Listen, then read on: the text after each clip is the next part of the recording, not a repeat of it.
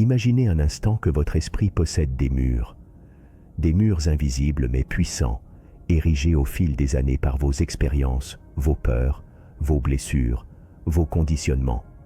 Ces barrières psychiques déterminent ce que vous pouvez penser, ressentir, percevoir et même rêver. Elles tracent les frontières de votre monde intérieur, séparant le conscient de l'inconscient, l'acceptable de l'interdit, le possible de l'impossible. Pour la plupart d'entre nous, ces murs semblent infranchissables. Nous vivons confinés dans les territoires familiers de notre psyché, tournant en rond dans les mêmes patterns de pensée, les mêmes émotions récurrentes, les mêmes limitations intérieures. Mais, et s'il existait une porte secrète, une brèche quantique à travers laquelle votre conscience, pendant le sommeil, pourrait passer de l'autre côté, explorer les terres interdites de votre être et revenir transformé. Bienvenue dans l'un des concepts les plus puissants que nous explorerons dans le soir quantique, l'effet tunnel vers l'inconscient. Le terme « effet tunnel » nous vient directement de la physique quantique, où il décrit un phénomène aussi mystérieux que fondamental. À l'échelle subatomique, une particule confrontée à une barrière énergétique qu'elle ne devrait pas pouvoir franchir selon les lois de la physique classique peut, contre toute attente, apparaître de l'autre côté. Elle ne passe pas par-dessus la barrière, elle ne la brise pas non plus. Elle fait quelque chose de bien plus étrange. Elle la traverse, comme si un tunnel secret s'ouvrait momentanément à travers l'impossible. Les physiciens parlent de probabilité non nulle. Même face à l'obstacle le plus redoutable, il existe toujours une chance, aussi infime soit-elle, que la particule effectue ce bond quantique vers un nouvel espace des possibles. Aujourd'hui, je vous propose d'appliquer cette loi étonnante non plus aux électrons ou aux photons, mais à notre propre conscience, et plus spécifiquement, à notre conscience endormie. Car si nos barrières psychiques semblent solides et permanentes à l'état de veille, le sommeil modifie radicalement les règles du jeu. Lorsque le cerveau conscient se met en veille, lorsque le moi diurne avec ses défenses et ses censures s'efface, notre esprit entre dans un état où les probabilités changent. Les murs psychiques restent, mais leur perméabilité augmente de façon exponentielle. C'est dans cet état que l'effet tunnel conscientiel devient possible. Pendant votre sommeil, votre psyché peut accomplir des franchissements impossibles à l'état de veille, traverser des traumas verrouillés, accéder à des mémoires enfouies, connecter avec des parts de vous-même exilées, ou même percevoir des réalités que votre mental rationnel refuse catégoriquement. Ces tunnels ne sont pas des métaphores, ce sont des expériences neurologiques et psychiques réelles, des moments où votre cerveau contourne ses propres systèmes de protection pour explorer ce qui se trouve au-delà des frontières établies. Mais pourquoi ces tunnels s'ouvrent-ils? Et où mènent-ils? Au cours des 9 chapitres qui vont suivre, nous allons cartographier ensemble ce territoire fascinant. Nous commencerons par comprendre la nature et la fonction de ces barrières psychiques que nous cherchons à franchir. Pourquoi les avons-nous construites? Que protègent-elles? Nous plongerons ensuite dans la physique quantique de l'effet tunnel original pour saisir les principes scientifiques qui sous-tendent cette analogie audacieuse. Nous examinerons ensuite comment le sommeil lui-même constitue un état tunnel, une modification profonde de nos états de conscience qui rend possible ces franchissements extraordinaires. Nous décoderons les rêves qui symbolisent ces passages, les tunnels, les portes, les ponts, les souterrains qui peuplent nos nuits et qui sont bien plus que de simples images.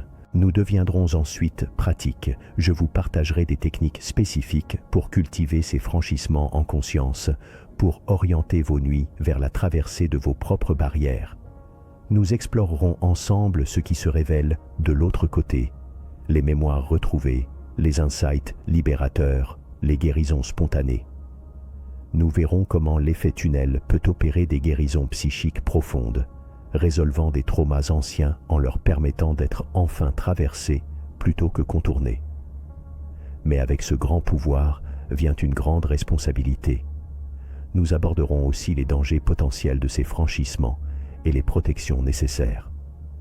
Enfin, nous contemplerons l'effet tunnel comme moteur d'évolution conscientielle, comme mécanisme quantique qui permet à notre être de progresser non pas à pas, mais par bonds soudains, par sauts révolutionnaires à travers les limitations de notre conditionnement. Alors, préparez-vous à un voyage qui va au-delà des frontières habituelles de votre esprit.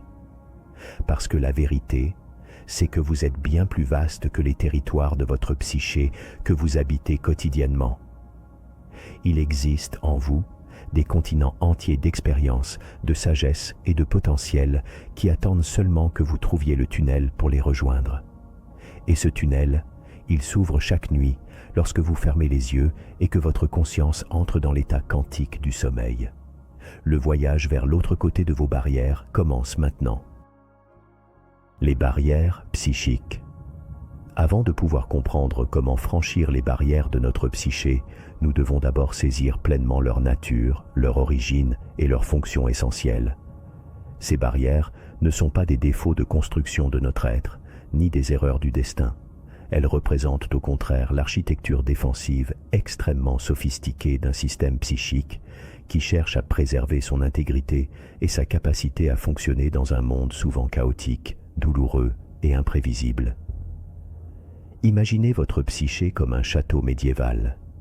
Les murs, les douves, les ponts-levis et les portes fortifiées ne sont pas là pour emprisonner les habitants, mais pour les protéger des invasions, des agressions et des dangers extérieurs. De la même manière, vos barrières psychiques ont été érigées à un moment donné de votre histoire pour vous protéger. Le problème n'est pas leur existence, mais le fait qu'elles persistent souvent bien au-delà de leur utilité initiale, devenant des prisons dorées qui limitent votre expansion plutôt que des protections qui préservent votre essence. Ces barrières prennent des formes variées et opèrent à différents niveaux de votre être.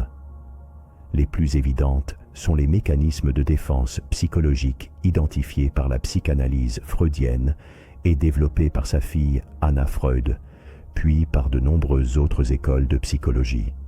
Le refoulement, par exemple, est cette barrière puissante qui maintient hors de la conscience des souvenirs, des désirs ou des émotions trop douloureux ou trop conflictuelles pour être supportés par le moi conscient.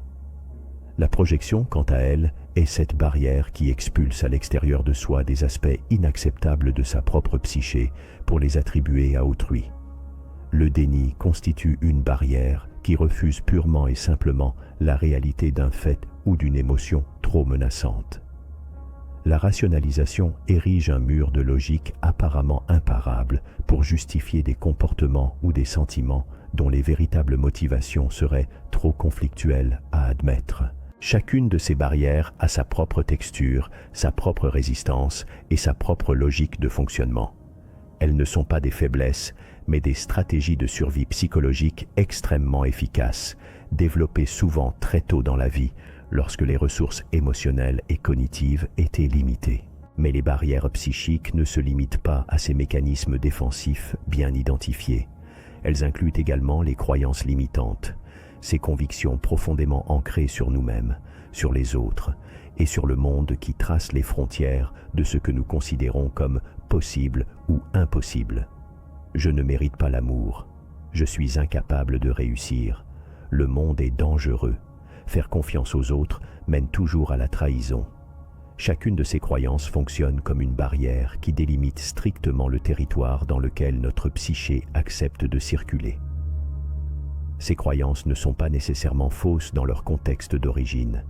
Une blessure d'abandon peut effectivement rendre le monde relationnellement dangereux pour un enfant, mais elles deviennent problématiques lorsqu'elles se généralisent et se pétrifient, empêchant toute nouvelle expérience qui pourrait les contredire. Elles agissent comme des gardiens vigilants qui surveillent les frontières de notre expérience et repoussent toute information ou toute opportunité qui menacerait leur vision du monde, même si cette vision est devenue obsolète et limitante.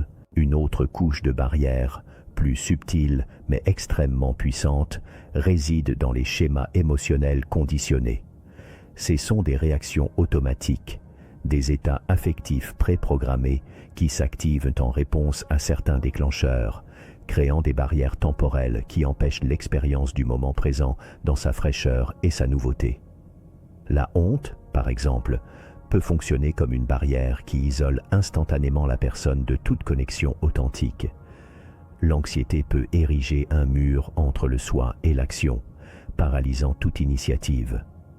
La colère refoulée peut créer une barrière de tension musculaire et psychique qui empêche la détente et la réceptivité. Ces schémas opèrent souvent en dessous du radar de la conscience, agissant comme des systèmes de sécurité psychique qui se déclenchent automatiquement au moindre signe de danger, réel ou imaginaire. Leur fonction originelle est noble, nous protéger de la répétition de blessures passées. Mais leur effet secondaire est tragique. Il nous empêche d'expérimenter la vie dans sa plénitude et sa nouveauté, nous maintenant prisonniers de patterns réactionnels hérités du passé. Les barrières psychiques possèdent également une dimension neurologique tangible. Le cerveau, cet organe plastique et adaptable, renforce les chemins neuronaux que nous empruntons fréquemment et laisse en friche ceux que nous négligeons. Chaque fois que nous évitons une situation qui nous angoisse, chaque fois que nous refusons de penser à un souvenir douloureux, chaque fois que nous étouffons une émotion jugée inacceptable, nous renforçons les barrières neurales qui correspondent à ces évitements. À l'inverse, les expériences, les pensées et les émotions que nous n'explorons jamais voient leur potentielle connexion neuronale s'atrophier, créant de véritables déserts dans le paysage de notre cerveau. Ces barrières neurologiques ne sont pas de simples métaphores. Elles correspondent à des patterns spécifiques d'activation et d'inhibition dans des réseaux cérébraux impliqués dans la mémoire, l'émotion et la prise de décision. Le cerveau, en bon serviteur, consolide les murs que la psyché a érigés, rendant leur franchissement de plus en plus difficile au fil du temps, car il requiert littéralement de forger de nouvelles routes neuronales à travers des territoires inexplorés. La fonction essentielle de toutes ces barrières, malgré leurs effets limitants, est fondamentalement protectrice. Elle constitue le système immunitaire psychique, la réponse adaptative d'un organisme conscient confronté à des expériences qui dépassent ses capacités d'intégration immédiate. Lorsqu'un trauma survient, lorsque la douleur émotionnelle est trop intense, lorsque la confusion cognitive est trop grande, la psyché n'a souvent d'autre choix que d'ériger une barrière pour contenir ce qui ne peut être digéré sur le moment. Cette barrière permet à l'individu de continuer à fonctionner, de maintenir un sentiment de cohérence identitaire, de préserver des relations essentielles à sa survie. Le problème survient lorsque, la crise passée, la barrière demeure, fossilisée, empêchant non seulement la réexpérience de la douleur, mais aussi l'accès à des parts entières de l'être qui n'ont rien à voir avec la blessure originelle. La barrière, initialement circonscrite et spécifique, se généralise, s'étendant comme une tache d'huile pour protéger non seulement de la blessure initiale, mais de toute expérience qui lui ressemble de près ou de loin, limitant ainsi de plus en plus l'espace de vie psychique. Ces barrières ne sont pas statiques, elles évoluent avec nous, se renforçant ou s'affaiblissant selon les expériences que nous traversons. Elles peuvent également entrer en résonance les unes avec les autres, créant des systèmes défensifs complexes qui verrouillent des régions entières de notre monde intérieur. Par exemple, une croyance limitante « je suis indigne d'amour » peut s'associer à un mécanisme de défense spécifique, la projection « les autres me rejettent » et à un schéma émotionnel conditionné, la honte qui surgit à chaque tentative d'intimité, formant ainsi une forteresse psychique quasi impénétrable autour de la capacité à recevoir et à donner de l'amour. Ces systèmes défensifs intégrés sont particulièrement résistants, car toute tentative de les démanteler rencontre immédiatement la résistance coordonnée de toutes leurs composantes. Dans le contexte du sommeil et des rêves, ces barrières adoptent un comportement fascinant. Pendant la nuit, lorsque la conscience vigilante se retire, les défenses psychiques se relâchent partiellement, mais ne disparaissent pas pour autant. Elles se transforment, deviennent plus symboliques, plus métaphoriques. Dans le langage onirique, une barrière psychique peut apparaître comme un mur infranchissable, une porte verrouillée, un précipice impossible à traverser, un gardien menaçant, ou même une force invisible qui repousse le rêveur chaque fois qu'il tente de s'approcher d'un certain lieu ou d'un certain personnage. Ces représentations oniriques sont précieuses, car elles révèlent la nature spécifique de nos barrières et nous offrent des indices sur la manière dont nous pourrions éventuellement les traverser. Le rêve devient ainsi un espace d'exploration et de cartographie de nos propres défenses, un laboratoire où nous pouvons observer nos barrières en action, tester leurs limites et parfois, dans des moments de grâce ou de lucidité, découvrir les failles par lesquelles un franchissement devient possible. Alors que nous nous préparons à explorer dans le prochain chapitre le phénomène quantique de l'effet tunnel qui pourrait nous permettre de traverser ces barrières, il est essentiel de garder à l'esprit cette vérité fondamentale. On ne saurait franchir intelligemment et respectueusement ce qu'on ne comprend pas. Chercher à briser brutalement nos barrières psychiques serait aussi destructeur que de démolir sans discernement les murs porteurs d'une maison. L'approche quantique que nous proposons dans le soir quantique n'est pas une approche de force, mais de finesse, pas une stratégie de destruction, mais de traversée intelligente. Elle reconnaît que ces barrières font partie de nous, qu'elles méritent d'être reconnues et honorées pour le service qu'elles ont rendu, avant d'être potentiellement traversées pour permettre à de nouveaux territoires de notre être d'être explorés et intégrés. C'est avec ce respect pour l'architecture défensive de notre psyché que nous pouvons maintenant aborder le phénomène quantique qui pourrait nous permettre de la transcender sans la détruire. Le sommeil comme état tunnel. Nous abordons maintenant le cœur de notre exploration. Comment l'état de sommeil transforme littéralement notre cerveau et notre conscience en un véhicule capable de franchir l'impossible. Le sommeil n'est pas simplement un temps de repos ou de recharge, c'est un état neurophysiologique radicalement différent de la veille, un état dans lequel les règles qui gouvernent notre expérience consciente changent fondamentalement, créant les conditions parfaites pour que se produise l'équivalent psychique de l'effet tunnel quantique. Pendant que votre corps repose, votre cerveau orchestre une série de transformations spectaculaires qui abaissent les barrières entre le conscient et l'inconscient, entre la mémoire et l'oubli, entre le possible et l'impossible. Ces transformations ne sont pas métaphoriques. Elles correspondent à des changements mesurables dans l'activité électrique cérébrale, dans la chimie des neurotransmetteurs, dans la connectivité neuronale et dans la dynamique des systèmes de mémoire.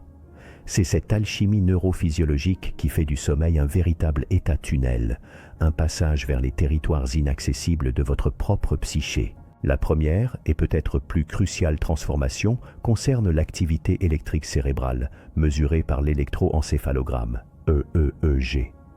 Lorsque vous êtes éveillé et alerte, votre cerveau émet principalement des ondes bêta, 13 à 30 Hz, rapides et de faible amplitude, caractéristiques d'un état de traitement d'informations focalisé et logique.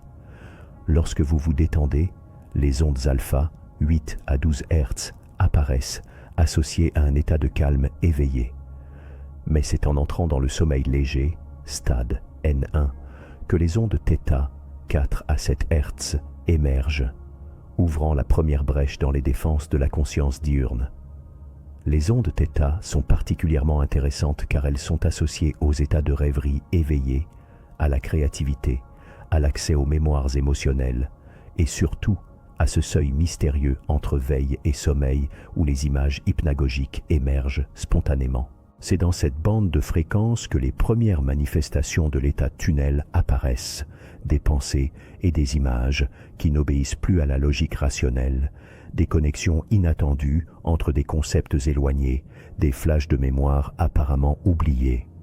Le cerveau, en ralentissant son activité électrique, devient littéralement plus perméable aux contenus normalement refoulés. Le sommeil profond, stade N2 et N3, caractérisé par les ondes delta, 0,5 à 4 Hz, représente l'apogée de cette transformation. Dans cet état, l'activité corticale est considérablement ralentie et synchronisée.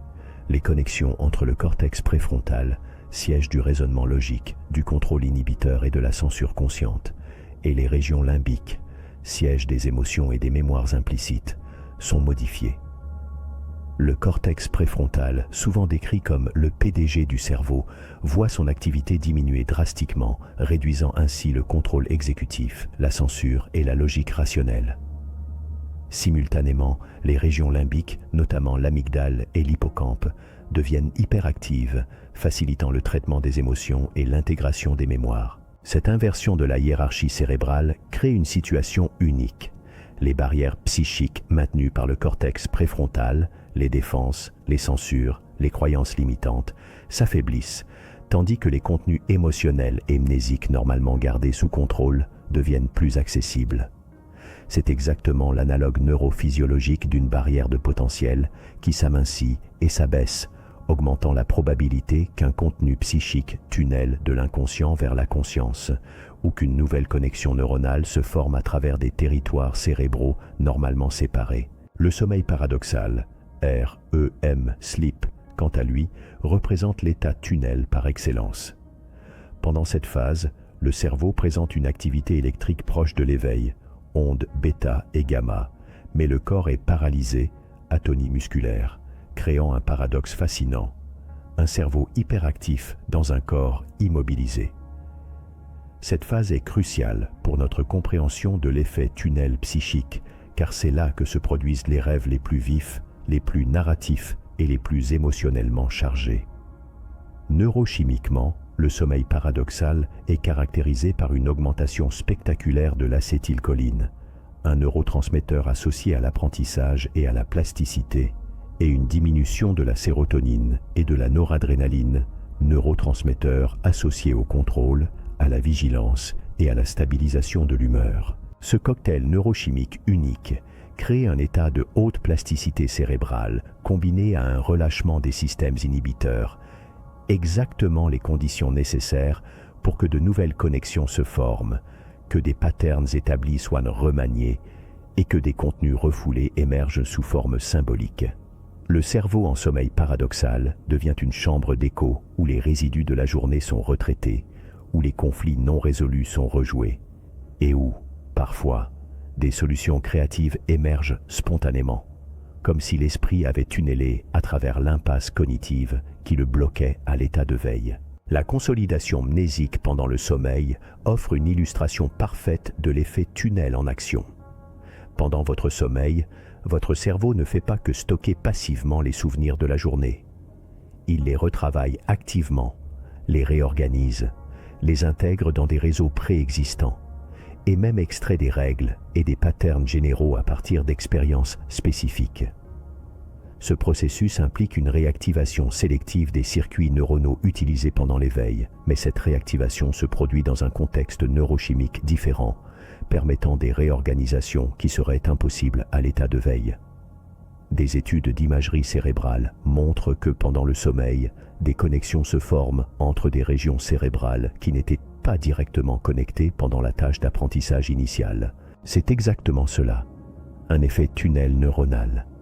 L'information franchit des barrières de connectivité qui semblaient infranchissables à l'état de veille, créant de nouveaux chemins, de nouvelles associations, de nouveaux insights. Ce processus n'est pas graduel et linéaire.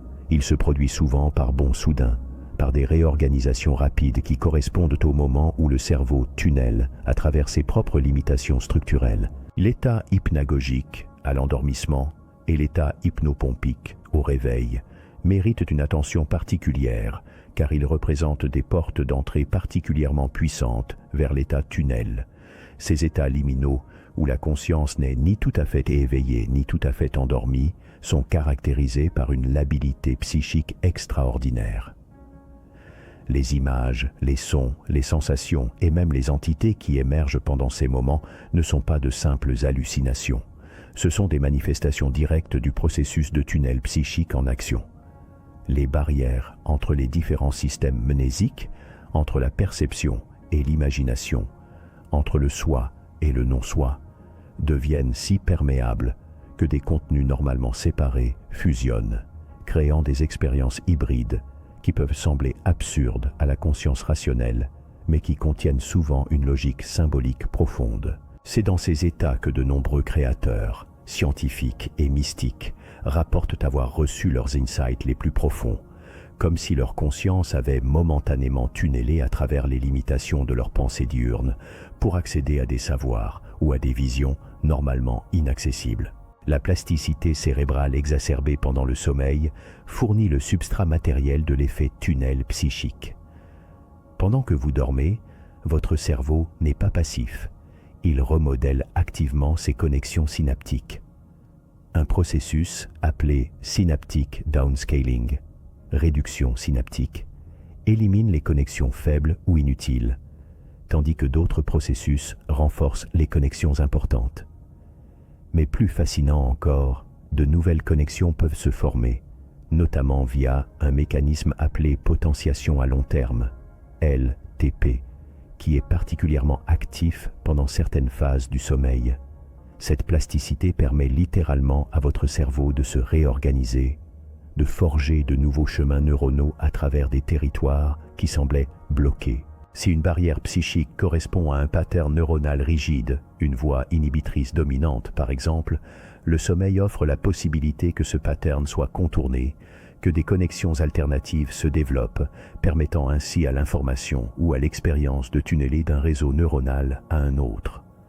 Ce n'est pas de la métaphore, c'est la description neurophysiologique de comment votre cerveau, pendant la nuit, peut résoudre des problèmes qui semblaient insolubles la veille ou accéder à des mémoires qui semblaient perdues à jamais. Le rôle des systèmes de neuromodulateurs dans la création de l'état tunnel est également déterminant.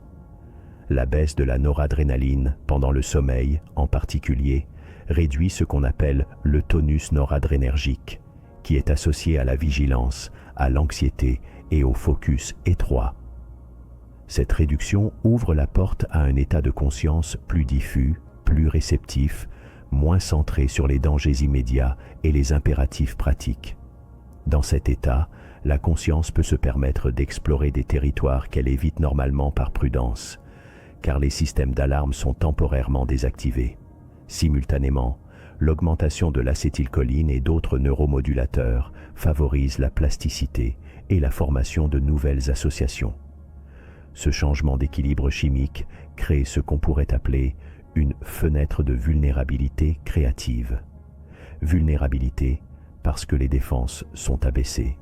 Créativité parce que de nouvelles connexions peuvent se former librement. C'est dans cette fenêtre que l'effet tunnel psychique devient non seulement possible, mais probable. Alors que nous nous préparons à explorer comment ces états tunnels se manifestent concrètement dans nos rêves et nos expériences nocturnes, retenez cette vérité fondamentale. Votre cerveau, chaque nuit, devient littéralement un instrument de franchissement quantique. Les changements neurophysiologiques mesurables qui se produisent pendant le sommeil créent les conditions exactes nécessaires pour que l'impossible devienne possible, que l'intraversable soit traversé, que l'inaccessible soit atteint. Ce n'est pas une magie vague ou une spéculation mystique. C'est le résultat de millions d'années d'évolution qui ont façonné notre cerveau pour qu'il puisse, pendant le repos, accomplir ce qu'il ne peut accomplir pendant l'éveil, traverser ses propres limites, explorer ses propres profondeurs et se transformer lui-même de l'intérieur. Chaque nuit, lorsque vous fermez les yeux, vous ne faites pas que vous reposer. Vous vous engagez dans un voyage tunnel à travers les couches de votre propre être. Un voyage dont vous rapporterez parfois, au réveil, les trésors sous forme de rêves, d'intuition, de guérison ou de compréhension soudaine qui changeront le cours de votre vie diurne. Les rêves de passage. Nous entrons maintenant dans le territoire symbolique où l'effet tunnel quantique et l'expérience onirique se rencontrent de la manière la plus tangible et la plus poétique. Pendant votre sommeil, lorsque votre cerveau est dans cet état tunnel neurophysiologique que nous venons de décrire, cette capacité de franchissement se manifeste souvent à travers des images, des scénarios et des symboles spécifiques que nous pourrions appeler collectivement les rêves de passage.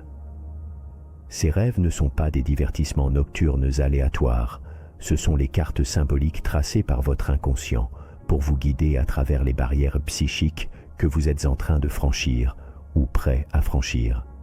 Les tunnels, les portes, les ponts, les souterrains, les passages secrets, les escaliers cachés, les grottes, les corridors interminables, tous ces motifs oniriques récurrents sont les représentations visuelles et narratives de l'effet tunnel psychique en action. Ils racontent l'histoire de votre conscience qui, libérée des contraintes diurnes, explore les voies de traverse à travers les murs de votre psyché, cherchant des issues là où la raison ne voit que des impasses. Le tunnel onirique est sans doute l'archétype le plus pur du rêve de passage. Dans ces rêves, vous vous trouvez souvent à l'entrée d'un tunnel, sombre, mystérieux, parfois effrayant, parfois attirant. Le tunnel peut être naturel, une grotte, un conduit souterrain, ou artificiel, un passage de métro, un couloir sans fin. Sa caractéristique essentielle est qu'il mène quelque part, qu'il représente un chemin à travers un obstacle massif. Psychologiquement, le tunnel symbolise le passage de la conscience d'un état à un autre, d'une phase de vie à une autre, ou d'un niveau de compréhension à un niveau supérieur. Mais dans le contexte quantique que nous explorons, il représente bien plus. Il est la matérialisation onirique de l'effet tunnel lui-même. Lorsque vous rêvez que vous traversez un tunnel, votre psyché vous montre littéralement le processus par lequel elle est en train de franchir une barrière qui semblait infranchissable à l'état de veille.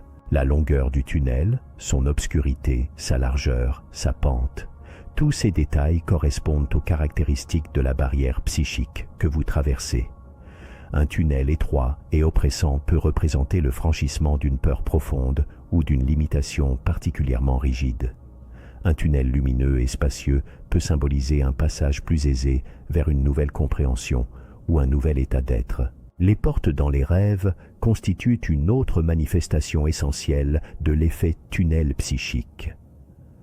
Contrairement aux tunnels qui représentent un passage prolongé à travers un obstacle, les portes symbolisent des points de franchissement discrets, des seuils instantanés entre deux états. Une porte verrouillée que vous trouvez soudainement la clé, une porte secrète découverte derrière une bibliothèque, une série de portes qui s'ouvrent les unes après les autres. Ces images oniriques sont extrêmement significatives. Elles indiquent que votre conscience a identifié des points faibles spécifiques dans vos barrières psychiques, des endroits où un franchissement est non seulement possible, mais imminent. La qualité de la porte est révélatrice. Une porte massive en chêne avec une serrure complexe représente une barrière psychique ancienne et solide, peut-être une croyance limitante profondément ancrée ou un traumatisme bien protégé. Une porte légère, à peine visible, représente une barrière plus récente ou plus perméable. Le fait d'ouvrir ou de franchir la porte dans le rêve est crucial.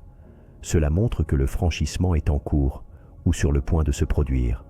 Parfois, le rêve s'arrête juste avant que vous n'ouvriez la porte, indiquant que votre psyché teste la possibilité du franchissement sans encore l'actualiser pleinement. Les ponts oniriques offrent une variante fascinante du rêve de passage. Un pont, par définition, enjambe un obstacle, une rivière, un ravin, un abîme, permettant de passer d'une rive à l'autre sans avoir à descendre dans la profondeur de l'obstacle lui-même. Symboliquement, les ponts représentent souvent des transitions qui préservent une continuité identitaire. On reste soi-même tout en changeant d'état ou de situation. Dans le contexte de l'effet tunnel psychique, les ponts peuvent représenter des franchissements qui ne nécessitent pas de plonger dans l'inconscient profond, mais qui permettent plutôt de le survoler, de le contourner tout en le traversant. La solidité du pont, sa hauteur au-dessus du vide, sa largeur, tous ces éléments parlent de la nature du franchissement en cours. Un pont branlant et étroit au-dessus d'un gouffre immense représente un franchissement périlleux, peut-être lié à une peur existentielle ou à une transition de vie majeure. Un pont large et solide représente un passage plus assuré, peut-être vers une nouvelle phase de développement personnel déjà bien préparée. Les escaliers et les échelles dans les rêves introduisent une dimension verticale au franchissement. Alors que les tunnels, portes et ponts opèrent principalement sur un plan horizontal, traversé d'un état à un autre, les escaliers représentent un franchissement vers le haut, élévation, transcendance, ou vers le bas, descente dans les profondeurs, exploration de l'ombre. Monter un escalier interminable peut symboliser l'effort pour atteindre un niveau supérieur de conscience ou de compréhension.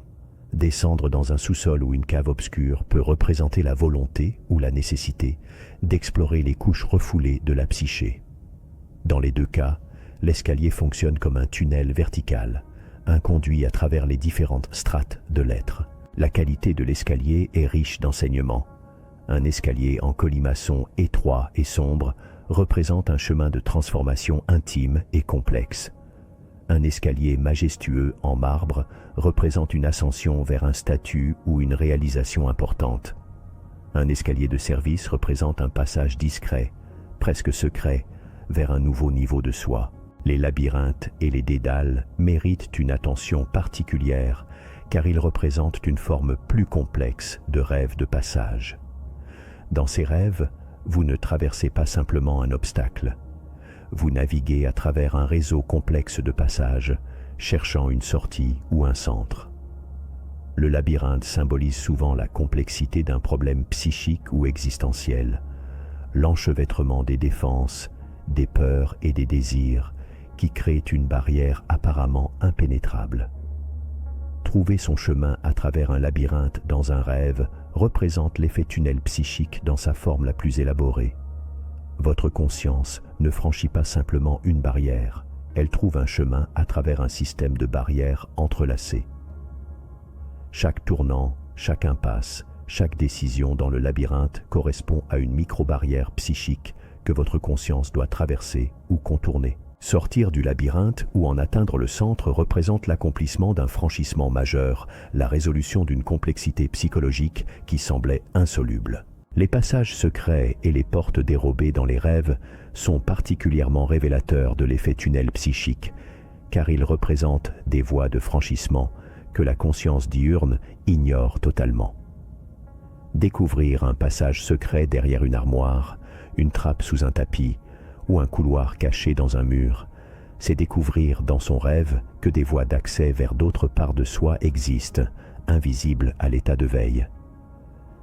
Ces images oniriques sont souvent associées à des moments de transition ou de crise, où de nouvelles solutions, de nouvelles perspectives, de nouvelles ressources intérieures doivent être trouvées. Le passage secret symbolise précisément cette capacité de l'inconscient à créer des tunnels, là où la conscience rationnelle ne voit que des murs solides. Ces rêves sont souvent accompagnés d'un sentiment d'émerveillement ou de découverte, comme si on avait trouvé une clé longtemps perdue. Les grottes et les cavernes oniriques représentent une forme plus archaïque, plus primordiale du rêve de passage. La grotte est à la fois un tunnel, elle s'enfonce dans la terre, et un espace sacré. Elle contient souvent des trésors, des peintures rupestres ou des sources. Entrer dans une grotte dans un rêve symbolise souvent une descente dans les couches les plus anciennes de la psyché, vers les mémoires ancestrales, les instincts fondamentaux ou la sagesse primitive. Rester dans la grotte, explorer ses recoins, en ressortir transformé, tout cela représente différentes phases du franchissement psychique. La grotte est un tunnel qui mène non pas simplement de l'autre côté d'une barrière, mais vers le cœur même de l'être, vers ce noyau fondamental qui précède et survit à toutes les barrières psychiques construites par l'expérience individuelle. La qualité émotionnelle qui accompagne ces rêves de passage est un indicateur crucial de la nature du franchissement en cours. Un sentiment de peur ou d'oppression pendant la traversée d'un tunnel indique que le franchissement rencontre une résistance, que des parties de vous résistent à ce passage. Un sentiment d'excitation, de curiosité ou de paix indique que le franchissement est aligné avec votre évolution, qu'il est nécessaire et bienvenu. Parfois, l'émotion change pendant le rêve. La peur initiale fait place à l'émerveillement ou inversement, la curiosité se transforme en terreur. Ces transitions émotionnelles reflètent la dynamique du franchissement lui-même.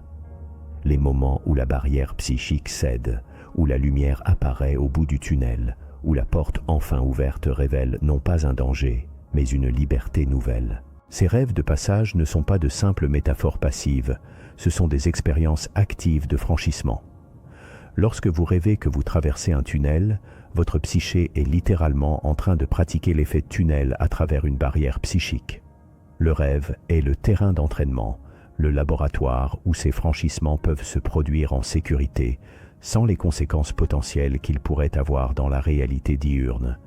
Chaque rêve de passage renforce les chemins neuronaux correspondants, augmentant la probabilité que le franchissement devienne possible dans votre vie éveillée.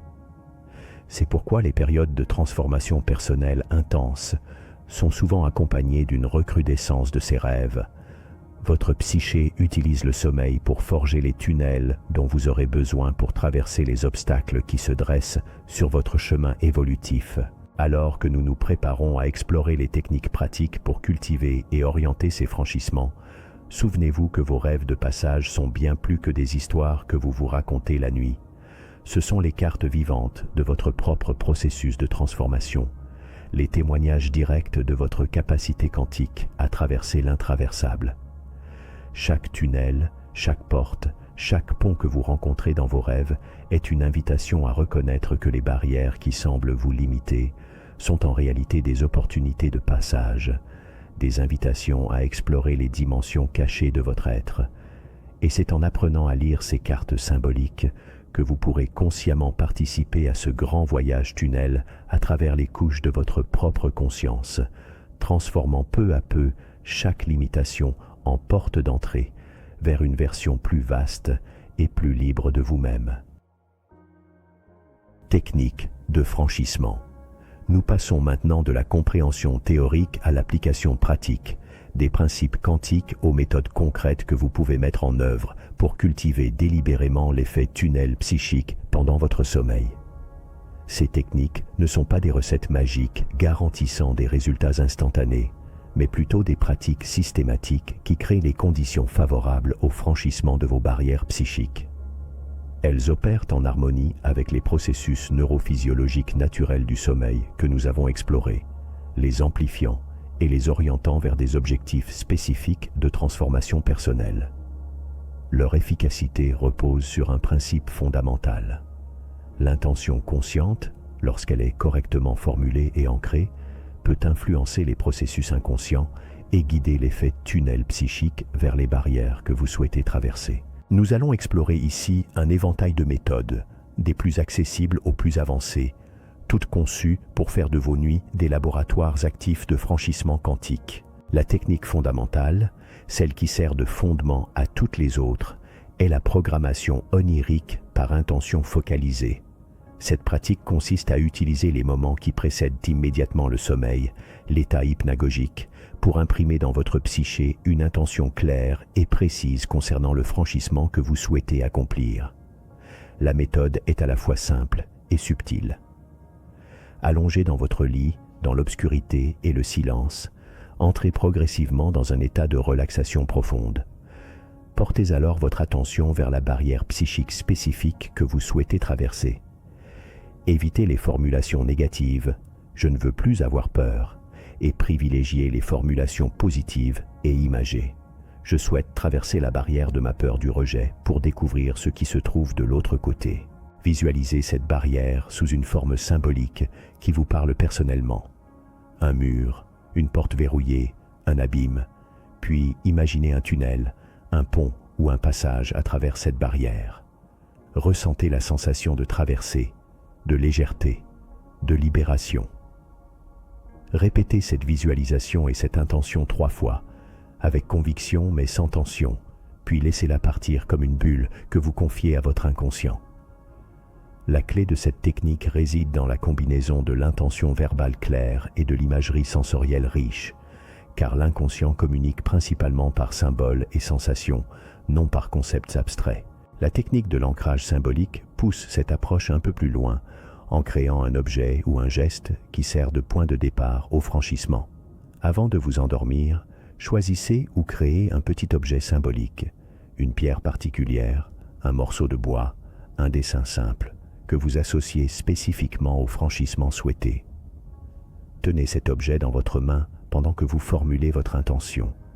Imprégnez-le de votre désir de traverser. Placez-le ensuite sous votre oreiller ou sur votre table de nuit. Cet objet sert d'ancrage physique à votre intention, créant un pont entre le monde conscient et l'espace onirique. Pendant la nuit, si votre conscience rencontre cet objet dans un rêve, soit sous sa forme réelle, soit sous une forme symbolique transformée, cela peut déclencher ou amplifier le processus de franchissement. Cette technique exploite ce que les neuroscientifiques appellent la mémoire procédurale, la mémoire des gestes et des objets familiers, pour créer un chemin privilégié entre l'intention diurne et l'expérience onirique. La synchronisation respiratoire avec visualisation tunnel est une méthode particulièrement puissante qui intègre le rythme biologique fondamental de la respiration au processus de franchissement. Allongé dans votre lit, commencez par synchroniser votre respiration avec une visualisation spécifique. À l'inspiration, imaginez que vous rassemblez votre conscience, votre énergie, votre intention, comme si vous vous prépariez à un saut quantique. À l'expiration, visualisez cette énergie concentrée traversant une barrière psychique sous forme de tunnel de lumière. Le rythme est crucial. L'inspiration, préparation, doit être légèrement plus longue que l'expiration, franchissement, créant un pattern de 4 secondes d'inspiration, 2 secondes de pause, 2 secondes d'expiration.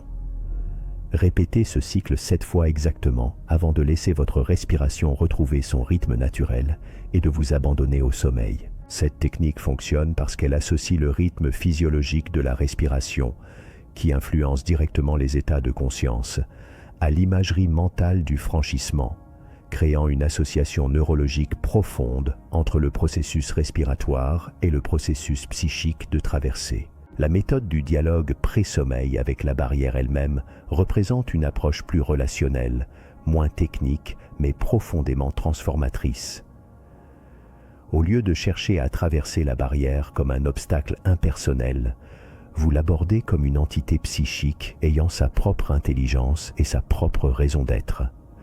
Dans un état de relaxation profonde avant le sommeil, adressez-vous intérieurement à votre barrière psychique. Posez-lui des questions respectueuses. Quelle est ta fonction? Que protèges-tu? Qu'est-ce qui se trouverait en danger si je te traversais? Y a-t-il une manière de te traverser qui respecterait ta fonction protectrice? Écoutez ensuite les réponses qui viennent sous forme de mots, d'images, de sensations ou de savoir intuitif. Cette approche reconnaît que les barrières psychiques ne sont pas des erreurs à éliminer, mais des structures intelligentes qui méritent d'être comprises et négociées avec. Souvent, ce dialogue révèle que la barrière n'est pas aussi hermétique qu'elle le semblait, ou qu'elle contient déjà en elle-même la clé de son propre franchissement. Cette technique prépare le terrain pour un franchissement qui n'est pas une violation, mais une collaboration avec les parties de vous-même qui ont créé et maintiennent la barrière. La technique des rêves lucides dirigés combine la maîtrise du rêve lucide avec l'intention de franchissement. Si vous avez déjà développé une certaine capacité à reconnaître que vous rêvez pendant que vous rêvez, lucidité onirique, vous pouvez utiliser cet état pour initier délibérément des franchissements. Dans un rêve lucide, une fois stabilisé, formez l'intention claire de rencontrer une représentation symbolique de votre barrière psychique. Cherchez activement dans le paysage onirique un tunnel, une porte, un pont ou tout autre symbole de passage. Approchez-vous-en et, au lieu de le traverser immédiatement, examinez-le attentivement. Demandez-lui où il mène, ce qu'il représente, quelles conditions doivent être remplies pour le traverser en sécurité. Puis, lorsque vous vous sentez prêt, traversez-le délibérément, en maintenant une conscience aiguë de chaque sensation, de chaque émotion, de chaque image qui se présente pendant la traversée. Cette technique est puissante car elle place votre conscience éveillée directement aux commandes du processus de franchissement, mais elle exige une maîtrise préalable de la lucidité onirique, ce qui peut nécessiter des semaines ou des mois de pratique préalable. La méthode des sons binauraux et des fréquences spécifiques exploite la capacité du cerveau à se synchroniser avec des stimuli auditifs pour induire des états de conscience propices au franchissement. Certaines fréquences, notamment celles de la gamme θ, 4 à 7 Hz, et des ondes gamma de basse fréquence, 30 à 50 Hz, semblent particulièrement favorables à la plasticité cérébrale et à la formation de nouvelles connexions. En écoutant des enregistrements de sons binauraux, des sons légèrement différents dans chaque oreille qui induisent par interférence une fréquence spécifique dans le cerveau, ou des battements isochrones avant et pendant l'endormissement, vous pouvez forcer votre cerveau à entrer dans des états où l'effet tunnel psychique devient plus probable. Combinez cette écoute avec une visualisation de franchissement pour potentialiser l'effet. Des applications et des enregistrements spécialisés existent, mais vous pouvez également créer vos propres combinaisons en choisissant des fréquences correspondant aux états que vous souhaitez induire. Theta pour l'accès aux couches profondes de l'inconscient. Gamma pour la formation de nouvelles connexions synaptiques. La pratique du journal onirique orienté vers le franchissement est moins une technique active qu'un outil de feedback et d'amplification. Tenez un journal spécifique où vous notez non seulement vos rêves, mais particulièrement les éléments liés au franchissement. Tunnels, portes, ponts, passages, mais aussi les sentiments de traversée, de libération, de découverte. Notez également les barrières psychiques que vous identifiez dans votre vie diurne. Avec le temps, vous commencerez à voir des patterns émerger. Certains types de barrières sont associés à certains types de passages oniriques. Certaines émotions diurnes précèdent certains rêves de franchissement. Ce journal devient ainsi une carte de votre propre processus d'effet tunnel psychique, vous permettant d'identifier quelle technique fonctionne le mieux pour vous, à quel moment du cycle de sommeil ou du cycle lunaire vos franchissements sont les plus probables et quels symboles personnels émergent le plus fréquemment. Ce feedback est précieux pour affiner vos autres techniques et pour reconnaître les franchissements même lorsqu'ils ne sont pas spectaculaires mais subtils et progressifs. La technique de l'incubation onirique par répétition symbolique consiste à exposer délibérément votre psyché à des symboles de franchissement pendant la journée pour préparer leur émergence pendant la nuit. Choisissez un symbole de passage qui vous parle personnellement. Cela peut être une image de tunnel réel, une photo de porte ancienne, un dessin de pont, et placez-le dans votre environnement quotidien où vous le verrez fréquemment. Chaque fois que vos yeux tombent sur ce symbole, prenez une seconde pour ressentir l'intention de franchissement associée. Cette répétition crée ce qu'on appelle une priming effect, effet d'amorçage neurologique. Votre cerveau associe de plus en plus fortement ce symbole avec l'état mental de franchissement, augmentant la probabilité qu'il émerge dans vos rêves et qu'il y serve de point de départ à un véritable effet tunnel psychique. Cette technique est particulièrement efficace car elle opère en dessous du seuil de la conscience explicite, préparant le terrain onirique sans effort conscient direct. La méthode de la méditation tunnel en pleine conscience applique les principes de la pleine conscience au processus même de franchissement. Pendant la journée, lors de vos méditations, pratiquez l'observation attentive des barrières psychiques telles qu'elles se manifestent dans l'instant présent. Une résistance à une pensée, une contraction face à une émotion, une limitation auto-imposée dans une décision. Observez ces barrières sans jugement, sans chercher à les traverser immédiatement, mais en notant simplement leur présence, leur texture, leur effet. Cette pratique diurne d'observation non réactive crée une familiarité avec vos barrières qui, paradoxalement, les rend plus perméables.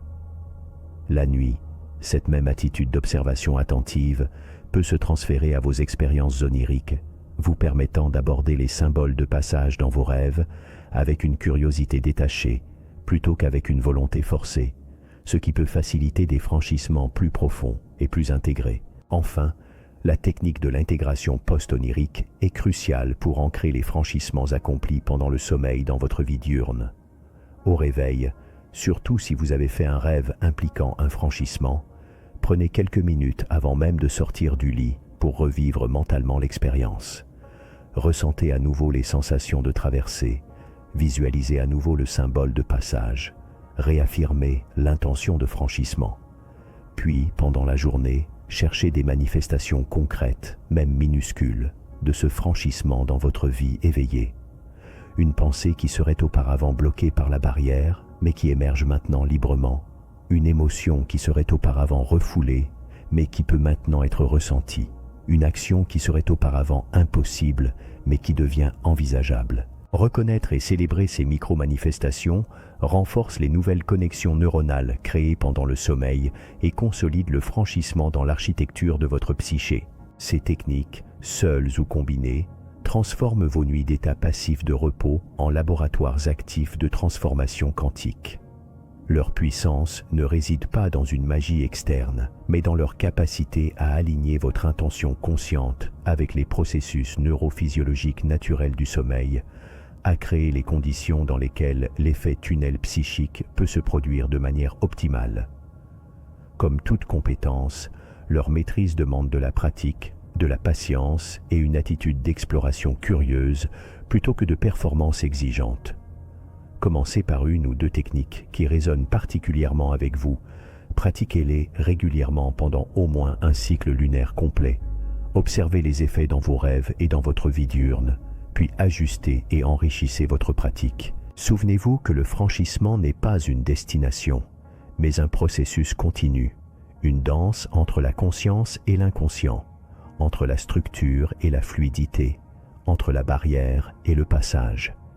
Et c'est dans cette danse, patiemment cultivée, que se révèle votre pouvoir quantique de traverser l'intraversable et de devenir, nuit après nuit, l'architecte de vos propres transformations les plus profondes. Les révélations de l'autre côté. Le franchissement des barrières psychiques n'est pas une fin en soi, mais un commencement. Ce qui importe véritablement, ce n'est pas l'acte de traverser, mais ce qui se révèle une fois que la traversée est accomplie, une fois que vous vous retrouvez de l'autre côté de ces murs intérieurs qui semblaient si solides et si définitifs.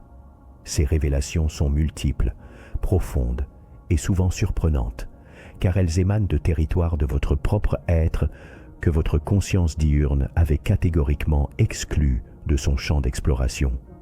Elles peuvent prendre la forme de souvenirs oubliés, de talents enfouis, de compréhensions soudaines, de connexions émotionnelles restaurées, ou même de perceptions élargies de la réalité elle-même.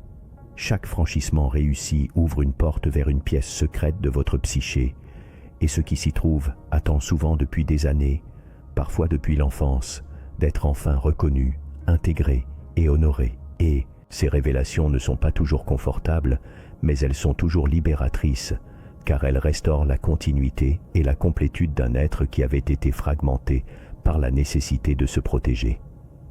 La première, et peut-être plus commune des révélations, est la résurgence de mémoires autobiographiques oubliées ou refoulées.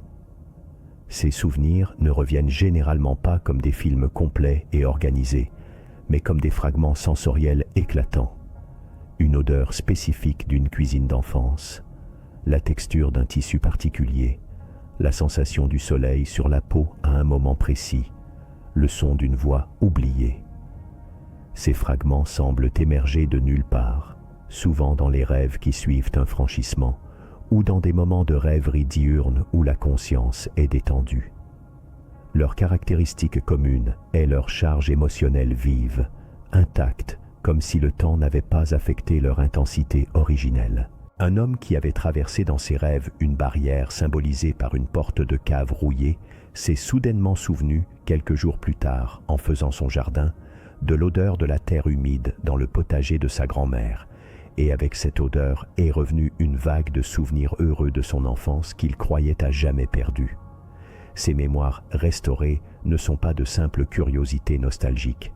Elles comblent des lacunes dans le récit de soi, redonnent de la consistance à une identité qui pouvait sembler plate ou appauvrie, et permettent souvent de comprendre l'origine de patterns émotionnels ou comportementaux actuels. Une révélation plus profonde encore concerne la découverte de parts de personnalité exilées, ces aspects de vous-même qui ont été réprimés, niés ou abandonnés parce qu'ils ne correspondaient pas aux attentes familiales, sociales ou à votre propre image idéale. Ces parts peuvent être des talents créatifs négligés, des formes d'expressivité émotionnelle jugées inacceptables, des orientations sexuelles ou relationnelles non conformes, ou simplement des préférences et des désirs qui ont été sacrifiés sur l'autel de l'adaptation.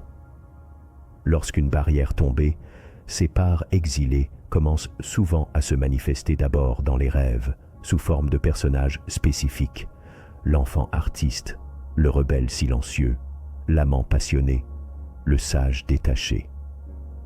Au début, ces personnages peuvent sembler étrangers, voire menaçants, car ils représentent tout ce que vous vous êtes interdit d'être. Mais avec le temps et l'accueil, ils se révèlent être des aspects authentiques de votre totalité, attendant seulement d'être réintégrés. Leur intégration apporte souvent un sentiment de complétude et d'authenticité radicale, comme si vous retrouviez des membres psychiques que vous ignoriez avoir perdus. Les révélations concernant les traumas non résolus représentent un territoire plus difficile, mais essentiel, de ce qui se trouve de l'autre côté des barrières. Les traumas, par définition, créent les barrières psychiques les plus épaisses et les plus résistantes, car leur fonction est de contenir une expérience trop douloureuse pour être intégrée sur le moment. Lorsqu'un franchissement permet d'accéder à ces zones, ce n'est généralement pas le trauma brut qui se révèle d'emblée. L'inconscient protège encore, mais plutôt ses résidus symboliques, ses distorsions affectives et ses impacts sur la structure de la personnalité. Une femme qui avait traversé dans ses rêves un tunnel sombre et humide a commencé à faire des rêves récurrents où elle nettoyait une maison abandonnée remplie d'objets brisés. Ce symbolisme, travaillé avec un thérapeute, a fini par révéler les contours d'un trauma d'abandon de l'enfance, dont elle n'avait aucun souvenir explicite, mais qui expliquait ses difficultés actuelles à faire confiance dans ses relations. Ces révélations ne sont pas des retrouvailles avec la douleur pour la douleur elle-même, mais des opportunités de compléter un processus d'intégration qui a été interrompu, permettant ainsi de transformer une blessure gelée en source de compréhension et de compassion pour soi-même. De l'autre côté des barrières se trouvent également des ressources psychiques insoupçonnées, des capacités de résilience, de créativité et d'adaptation que les nécessités défensives avaient rendues inaccessibles. Ces ressources ne sont pas nouvelles.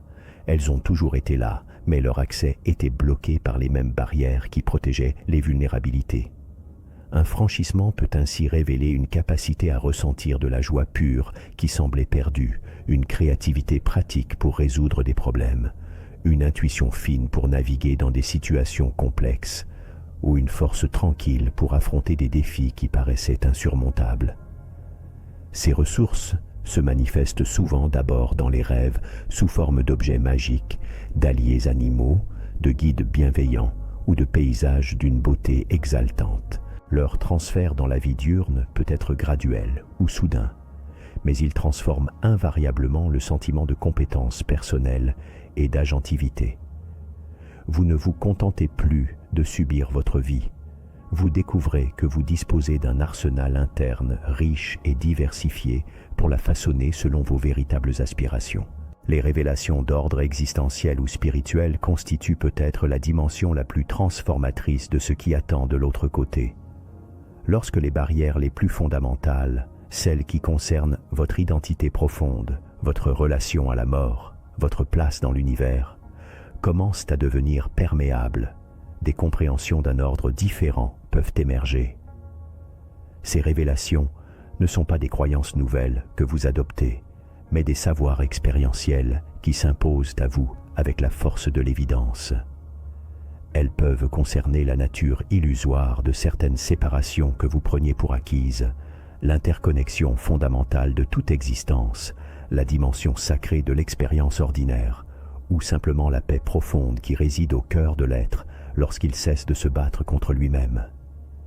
Ces révélations sont souvent silencieuses, plus ressenties que pensées. Elles ne conduisent pas nécessairement à adhérer à une doctrine particulière, mais plutôt à vivre avec un sentiment accru de mystère, de révérence et d'appartenance à quelque chose de plus vaste que le petit moi préoccupé de ses limites et de ses défenses. La découverte de connexions émotionnelles restaurées avec des figures significatives du passé, parents, anciens amis, mentors, ou même avec des versions plus jeunes de soi-même, représente une révélation particulièrement émouvante. Les barrières psychiques isolent souvent non seulement des parts de soi, mais aussi de la plénitude des liens avec les autres. Un franchissement peut permettre de revisiter une relation sous un angle nouveau, de comprendre les motivations d'un parent, non pas intellectuellement, mais dans une compréhension empathique qui dissout des rancœurs anciennes, ou de se reconnecter à l'amour pur ressenti dans une relation avant qu'elle ne soit entachée par des conflits ou des séparations. Ces révélations ne changent pas nécessairement les faits extérieurs. Une personne peut rester décédée, une relation peut rester terminée, mais elle transforme radicalement la charge émotionnelle associée à ces faits, permettant un deuil complet, une réconciliation intérieure, ou simplement la gratitude retrouvée pour ce qui a été vécu. Les révélations concernant le corps et ses sagesses constituent un autre territoire riche. Nos barrières psychiques ont souvent des contreparties somatiques, des tensions chroniques, des zones d'engourdissement sensoriel, des maladies psychosomatiques. Lorsqu'une barrière psychique est traversée, il n'est pas rare qu'une sensation physique longtemps oubliée ou inhibée revienne à la conscience. Cela peut être la capacité à ressentir pleinement une partie du corps, la disparition soudaine d'une douleur chronique dont l'origine psychique devient évidente, ou l'émergence de sensations de vitalité et de fluidité là où il n'y avait que rigidité et fatigue. Le corps, libéré de la charge de maintenir la barrière, peut alors révéler ses propres mémoires, ses propres intelligences et ses propres chemins de guérison. Une danseuse qui avait franchi une barrière liée à la peur du jugement a soudainement retrouvé, dans un rêve puis dans sa pratique, une fluidité de mouvement qu'elle croyait avoir perdue à jamais, découvrant que cette fluidité n'était pas une technique, mais un état d'être qui avait été bloqué par l'autocensure. Les révélations les plus surprenantes sont parfois celles qui concernent la perception même de la réalité. Nos barrières psychiques ne filtrent pas seulement nos émotions et nos pensées. Elles filtrent également notre perception sensorielle, nous faisant littéralement voir, entendre et sentir un monde appauvri, tronqué, conforme à nos attentes défensives. Un franchissement peut occasionner ce que les traditions mystiques appellent une purification des portes de la perception. Les couleurs peuvent sembler plus vives, les sons plus riches, les textures plus distinctes. L'espace peut sembler plus vaste ou plus intime. Le temps peut sembler ralentir ou prendre une qualité éternelle. Ces changements ne sont pas des hallucinations, mais le retour d'une capacité perceptuelle naturelle qui avait été réprimée parce qu'elle rendait le monde trop intense, trop vivant, trop exigeant émotionnellement. Cette révélation est souvent accompagnée d'un sentiment de renaissance, comme si on voyait le monde pour la première fois, avec la fraîcheur et l'émerveillement de l'enfance, mais teinté de la sagesse de l'expérience adulte. Enfin, la révélation peut concerner la nature même du soi. De l'autre côté des barrières les plus profondes, vous ne découvrez pas nécessairement un nouveau vous, plus brillant ou plus parfait, mais plutôt la fluidité fondamentale de ce que vous appelez vous. L'identité cesse d'être une forteresse à défendre pour devenir un processus en constante évolution, un champ de possibilités plutôt qu'une structure figée. Cette révélation est souvent paradoxale. Elle apporte à la fois un sentiment de vacuité, le soi solide n'existe pas comme vous le pensiez, et un sentiment de plénitude. Vous êtes tout ce qui émerge dans ce champ de conscience. Cette compréhension n'est pas effrayante, mais libératrice, car elle vous décharge du fardeau de devoir être cohérent, prévisible et conforme à une image de vous-même. Vous découvrez que vous pouvez être multiple, changeant, contradictoire même, sans pour autant vous perdre, parce que ce qui vous anime n'est pas une forme fixe, mais une conscience dynamique capable d'embrasser toutes les formes sans s'identifier définitivement à aucune. Ces révélations, qu'elles soient modestes ou monumentales, partagent une caractéristique commune. Elles rétablissent un flux là où il y avait stagnation. Elles restaurent une information là où il y avait ignorance. Elles ramènent de l'énergie vitale là où elle était investie dans le maintien des défenses. Elles ne sont pas des récompenses pour avoir réussi un franchissement, mais des conséquences naturelles de l'élargissement du champ de conscience. Chaque barrière traversée augmente la perméabilité de tout le système psychique, rendant les franchissements suivants plus probables et les révélations plus profondes. Ainsi, le voyage à travers vos propres barrières devient un processus cumulatif et exponentiel. Plus vous traversez, plus vous découvrez. Plus vous découvrez, plus vous avez la confiance et les ressources pour continuer à traverser. Et c'est dans cette spirale évolutive que vous transformez peu à peu votre relation à vous-même, passant d'une posture défensive à une posture exploratoire, d'une identité basée sur la limitation à une identité basée sur la possibilité, et d'une vie vécue à l'intérieur de murs invisibles à une vie vécue comme un champ infini de découvertes et d'expansion. Guérison par effet. Tunnel. Nous abordons maintenant l'une des applications les plus profondes et les plus précieuses de l'effet tunnel psychique, la guérison des traumas et la libération des charges émotionnelles bloquées. Contrairement aux approches thérapeutiques traditionnelles qui travaillent souvent à démanteler progressivement les défenses ou à analyser le contenu traumatique, l'approche par effet tunnel opère sur un principe différent. Elle permet à la conscience de traverser directement les barrières érigées par le trauma pour accéder aux zones de blessure, non pas pour les retraumatiser, mais pour les transformer depuis l'intérieur de l'espace protégé du rêve et des états modifiés de conscience. Cette approche ne remplace pas la thérapie professionnelle pour les traumas complexes, mais elle représente un complément puissant et une voie d'auto-guérison accessible à tous ceux qui sont prêts à explorer les dimensions quantiques de leur propre psyché. La guérison par effet tunnel repose sur une vérité neurologique fondamentale. Les traces traumatiques ne sont pas seulement des souvenirs stockés dans le cerveau, ce sont des patterns énergétiques et informationnels gelés dans le temps, maintenus en quarantaine par des barrières psychiques qui empêchent leur intégration naturelle. L'effet tunnel permet de contourner ces barrières pour réactiver les processus d'intégration là où ils se sont arrêtés. Le mécanisme de guérison par effet tunnel commence par la reconnaissance que le trauma crée une véritable fracture dans la continuité de l'expérience consciente. Lorsqu'un événement dépasse la capacité du système nerveux à le traiter, la psyché adopte une stratégie de survie. Elle isole l'expérience dans une poche psychique, séparée, entourée de barrières d'inhibition et d'évitement. Cette poche reste vivante, active, mais coupée du reste de la personnalité. Elle continue d'émettre des signaux, cauchemars, flashbacks, réactions émotionnelles disproportionnées, symptômes somatiques, qui tentent d'attirer l'attention sur le travail inachevé d'intégration. Les approches thérapeutiques conventionnelles tentent souvent de désensibiliser ces réactions ou de reconstruire un récit cohérent autour de l'événement. L'effet tunnel, lui, offre une voie plus directe. Pendant le sommeil ou dans des états de conscience modifiés, la conscience peut littéralement tunneler à travers les barrières défensives pour entrer dans la poche traumatique et y apporter les ressources nécessaires à sa transformation, sans avoir à démanteler préalablement les défenses qui, après tout, ont une fonction protectrice essentielle. Le processus de guérison suit typiquement une séquence en 3 phases que nous pourrions appeler l'approche, la traversée et la transformation. La phase d'approche consiste à préparer le terrain psychique et neurologique pour le franchissement. Cela implique souvent des rêves récurrents où le traumatisme est évoqué symboliquement mais pas revécu directement.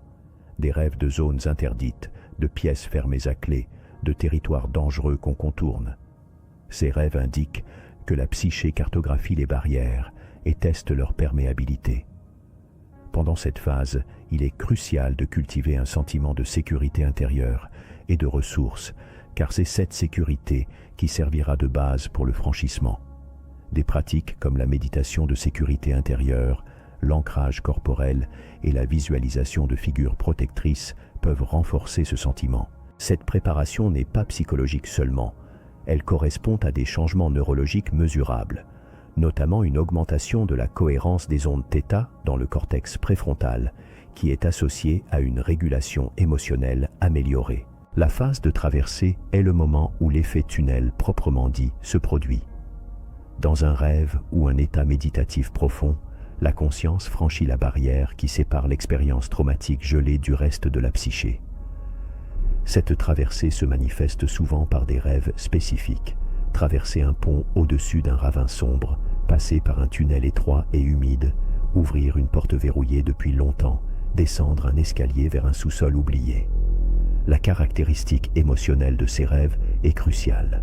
Ils ne sont généralement pas des reviviscences traumatiques, ce qui serait une retraumatisation, mais des expériences de franchissement où la peur peut être présente, mais est surmontée par un sentiment plus fort de curiosité, de détermination ou même de calme étrange. Neurophysiologiquement, cette phase correspond probablement à une activation simultanée des réseaux de la mémoire traumatique, limbique, et des réseaux de régulation et d'intégration, préfrontaux, permettant une communication qui était auparavant bloquée. L'amygdale, centre de la peur, peut s'activer, mais le cortex préfrontal reste suffisamment engagé pour moduler cette activation, empêchant la retraumatisation. La phase de transformation est ce qui se produit une fois la barrière traversée. La conscience n'est plus à l'extérieur de la poche traumatique, regardant de loin. Elle est à l'intérieur, en contact direct avec le matériel non intégré. Mais, et c'est capital, elle n'y est pas seule. Elle y apporte les ressources de la conscience adulte, la compassion, la compréhension et la capacité de donner un sens. Dans les rêves, cette phase se manifeste par des symboles de transformation. La pièce sombre qui s'illumine soudain, l'objet brisé qui se répare de lui-même, la créature menaçante qui se révèle être un animal blessé ayant besoin de soins, l'enfant effrayé qui est réconforté et ramené à la lumière. Ces images ne sont pas des métaphores poétiques, elles sont les représentations visuelles directes du processus neuropsychologique d'intégration en cours. Pendant cette phase, la mémoire traumatique cesse d'être un isolat figé dans le temps. Elle commence à se réassocier avec le reste du système mnésique, perdant son caractère intrusif et sa charge émotionnelle écrasante. Le cerveau peut alors accomplir le travail qu'il n'a pas pu faire au moment du trauma, consolider l'expérience comme un souvenir autobiographique plutôt que comme une menace présente. Les guérisons somatiques par effet tunnel méritent une attention particulière, car le trauma n'est pas seulement une blessure psychique, mais aussi une blessure corporelle. Le corps garde la mémoire des expériences traumatiques sous forme de tensions chroniques, de zones d'engourdissement, de douleurs inexpliquées et de patterns de réponse automatiques, comme le sursaut excessif ou l'immobilisation. L'effet tunnel psychique peut permettre d'accéder à ces mémoires corporelles et de les libérer. Un cas documenté concerne une femme souffrant de douleurs chroniques au cou depuis des années, sans cause médicale identifiable. Après une série de rêves où elle traversait des tunnels étroits et se libérait de liens invisibles, les douleurs ont commencé à diminuer significativement. L'analyse a révélé que ces douleurs dataient d'un accident de voiture mineur qui avait cependant déclenché une réaction de panique intense. L'effet tunnel avait permis à sa conscience d'accéder à la mémoire corporelle de la panique gelée et de la libérer, non en revivant l'accident, mais en traversant symboliquement la barrière de terreur qui isolait cette mémoire. Ces guérisons somatiques suivent souvent le même schéma en 3 phases. D'abord des rêves où le corps apparaît contraint ou blessé, approche, puis des rêves de franchissement à travers ces contraintes, traversée. Enfin, des rêves de légèreté, de fluidité ou de guérison corporelle, transformation. La résolution des traumas complexes et des attachements blessés représente une application plus subtile, mais tout aussi puissante, de l'effet tunnel de guérison. Les traumas relationnels précoces, négligence, abandon, abus émotionnels, créent des patterns d'attachement dysfonctionnels qui deviennent des barrières psychiques particulièrement résistantes, car elles sont liées à la survie même de l'enfant dépendant. Ces barrières ne protègent pas seulement une mémoire spécifique, mais tout un mode d'être en relation. Les franchir nécessite souvent une approche plus graduelle et plus respectueuse. L'effet tunnel dans ces cas opère souvent par petits bonds successifs, chacun permettant une légère réorganisation du système d'attachement interne. Les rêves correspondants impliquent fréquemment des figures d'attachement, parents, figures de soins, apparaissant sous différents aspects, parfois menaçants, parfois bienveillants, et le rêveur explorant différentes distances et différents types d'interactions avec ces figures. Chaque franchissement symbolique dans le rêve, s'approcher d'une figure précédemment effrayante, établir un contact visuel, échanger un objet symbolique, correspond à une micro-intégration dans le système nerveux, une recalibration des réponses d'attachement. La libération des émotions gelées est un autre aspect majeur de la guérison par effet tunnel. Les traumas et les expériences douloureuses non résolues conduisent souvent à ce qu'on appelle la congélation émotionnelle. Des émotions intenses, peur, colère, tristesse, sont gelées et ne peuvent pas être exprimées, colère, tristesse, honte, qui n'ont pas pu être pleinement ressenties et exprimées au moment de l'expérience, restent piégées dans le système nerveux. Ces émotions gelées alimentent des symptômes dépressifs, anxieux ou des explosions émotionnelles disproportionnées. L'effet tunnel permet d'accéder à ces émotions non pas dans leur forme brute et écrasante, mais à travers leur représentation symbolique, ce qui les rend gérables. Dans les rêves, la colère gelée peut apparaître comme un volcan endormi, une bête en cage ou un feu couvant sous la cendre. La traversée de la barrière qui isole cette émotion permet souvent sa transformation symbolique. Le volcan entre en éruption mais ne détruit pas, il purifie. La bête est libérée mais se révèle être un allié. Le feu est utilisé pour forger un objet précieux. Ces transformations oniriques correspondent à des changements neurochimiques réels où les émotions précédemment dissociées sont réintégrées dans le flux émotionnel normal et deviennent disponibles pour l'expérience consciente sans déborder le système. Le rôle des rêves lucides dans la guérison par effet tunnel est particulièrement fascinant. Lorsque le rêveur atteint la lucidité, la conscience qu'il rêve, il peut intentionnellement orienter le processus de guérison. Un rêveur lucide confronté à un symbole de trauma, une maison en feu, un agresseur, un véhicule accidenté, peut choisir de ne pas fuir, mais de s'approcher, d'interagir, de poser des questions ou d'apporter des ressources de guérison. Il peut, par exemple, transformer l'eau d'une inondation menaçante en lumière guérissante, ou dialoguer avec une figure menaçante pour découvrir qu'elle représente une part de lui-même ayant besoin de compassion. Ces interventions lucides ne sont pas des fantasmes de toute puissance. Ce sont des actes thérapeutiques réels qui exploitent la plasticité extraordinaire du cerveau en état de rêve pour créer de nouvelles associations neuronales qui contournent les patterns traumatiques établis. Des études préliminaires sur le traitement des cauchemars post-traumatiques par la thérapie par rêve lucide montrent des réductions significatives des symptômes, suggérant que cette approche n'est pas seulement symbolique, mais neurologiquement efficace. L'intégration post-onirique est une étape cruciale souvent négligée dans la guérison par effet tunnel. Les franchissements et transformations qui se produisent dans les rêves doivent être ancrés dans la vie diurne pour que la guérison soit complète. Cela peut se faire par des pratiques simples. Au réveil d'un rêve de guérison, prendre quelques minutes pour revivre le rêve en état de veille, ressentir à nouveau les sensations de franchissement et de transformation, noter les insights dans un journal.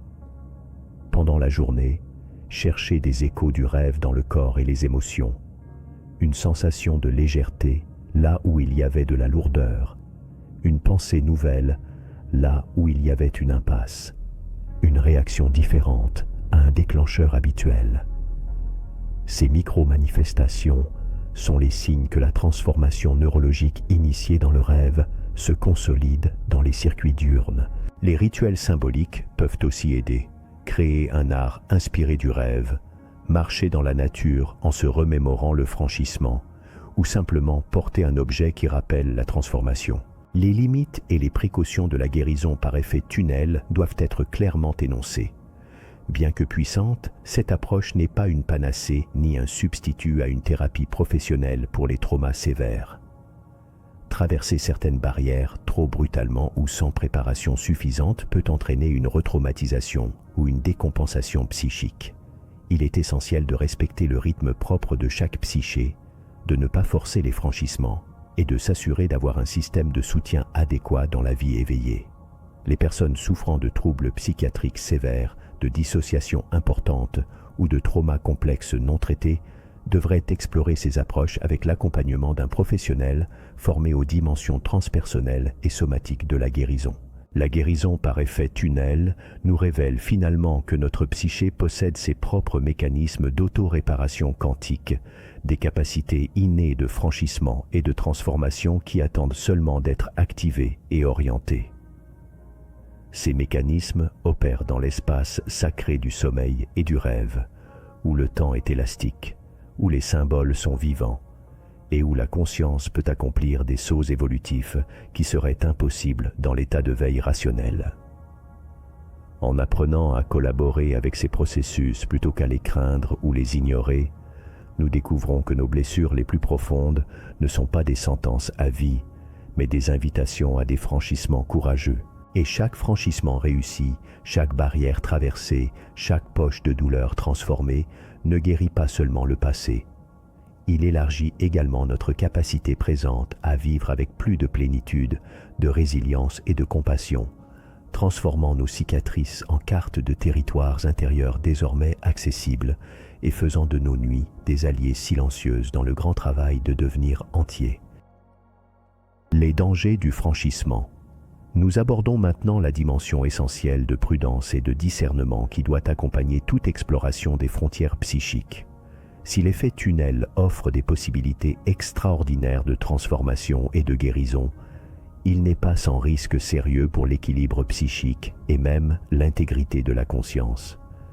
Franchir les barrières que notre psyché a érigées pour se protéger n'est jamais un acte anodin. C'est une intervention dans l'architecture défensive d'un système vivant complexe qui a évolué sur des millions d'années pour préserver la cohérence et la fonctionnalité de l'organisme.